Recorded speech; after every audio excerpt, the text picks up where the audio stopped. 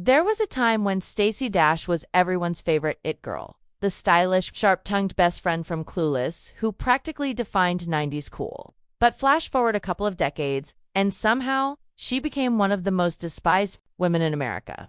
The fall from grace was swift, public, and brutal. How did a Hollywood darling turn into a lightning rod for controversy and hate? It's a story that's deeper, darker, and more shocking than most people realize. Stacey didn't just vanish, she was pushed. Political opinions, media scandals, addiction, and trauma collided to shatter her career and public image. But what's more surprising is what came before all of that. A childhood marked by pain, secrecy, and survival. The version of Stacey the world rejected wasn't just a TV persona gone rogue, it was a deeply wounded woman trying to be heard. And in trying to speak her truth, she lost almost everything. But here's the twist. Stacey Dash isn't broken. At least, not anymore. After years of chaos, she's re-emerging not to reclaim the spotlight, but to rewrite the narrative. Her story isn't about being canceled. It's about what happens after. Stay with me, because the road from teen star to pariah is wild. And what came before Clueless is even more disturbing than what came after. Long before Stacey Dash became a household name, her life was marked by deep pain. Born in the South Bronx to young, addicted parents, she didn't grow up surrounded by comfort, she grew up surrounded by survival. At just 4 years old, she was sexually violated by a teenager connected to her family.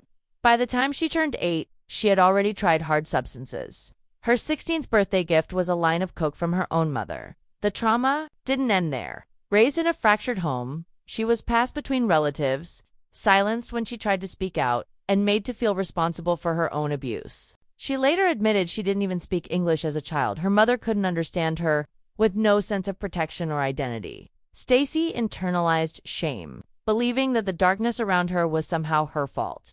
It wasn't. Until her late teens that she began to remember and confront what she had endured. The pain led her into a dangerous spiral. She ran away, partied recklessly, and got involved with violent partners. One man beat her so severely she couldn't walk for 2 weeks.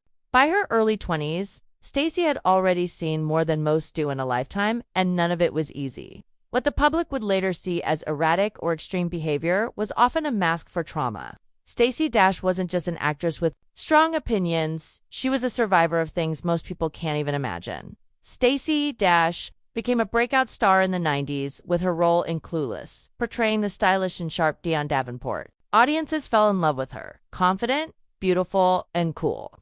But behind the screen, Stacey was already fighting a war few could see. The fame was real, but so was the pressure. And as her career grew, so did her dependency on substances. She wasn't just acting, she was escaping. By her own admission. Stacey was taking up to 20 pills a day during her peak. Vicodin became her crutch, originally prescribed for pain, but quickly spiraled into an addiction that cost her thousands every month. Her relapse came after 20 years of sobriety, and it nearly killed her. She ended up in the hospital with organ failure, septic blood, and required a full blood transfusion just to survive. No one, not even her closest friends, knew how deep her struggle had become. Hollywood, once a place of opportunity, became a ghost town for her. Work offers disappeared, the phone stopped ringing, and the gossip columns had a field day. She was no longer the it girl, she was a cautionary tale. And in a world where image is everything, Stacey had lost control of hers. Addiction had stripped her of her health, her money, and her reputation. But this wouldn't be her end, only a brutal turning point in a life that had already been defined by battles. Most never knew she was fighting. Just when it seemed like Stacey Dash was on the path to recovery, she made a move that would ignite an entirely new storm. In 2012, she publicly endorsed Mitt Romney and revealed she had switched from Democrat to Republican. Almost overnight, the backlash hit hard. Fans turned on her, celebrities mocked her, even other Black actresses like Vivica of Fox slammed her on national TV. What should have been a personal political choice became the spark that torched her public image. But Stacey didn't back down, she doubled down. She criticized President Obama, slammed Bet and Black History Month, and questioned the transgender rights movement. Her Fox News appearances fanned the flames even more. On air, she claimed Bet lied to Black people and that there shouldn't even be a Black History Month if we wanted true equality. The internet responded viciously. Memes, takedowns, and think pieces painted her as a sellout, a voice used to undermine her own community. She was suspended by Fox News, publicly ridiculed, and eventually dropped offers dried up completely. Too many, she was now more than controversial. She was irredeemable. The same industry that once embraced her now wanted nothing to do with her. What made it worse? She seemed to lean into the chaos. Every headline, every statement, every post felt more provocative than the last. Whether it was for attention, belief, or backlash-fueled adrenaline. Stacey Dash was now fully engulfed in the fire, and she'd lit the match herself. After the headlines faded and the backlash settled, Stacey Dash began quietly rebuilding her life. She entered rehab, committed to healing, and finally got sober. This time, it stuck. For the first time in decades, she began confronting her trauma head-on. She forgave her parents. She forgave herself. In candid interviews, she opened up about childhood abuse, addiction, and the choices that haunted her. Her voice was softer now, less fire, more truth. Faith became her foundation. Stacey credits her recovery to God, saying that surrendering her will was the only way she survived. She reconciled with her mother just days before she passed. She spoke about her father's death, not with bitterness, but with compassion. She began asking bigger questions. What is God's purpose for my life? This wasn't the Stacey who clapped back on cable news.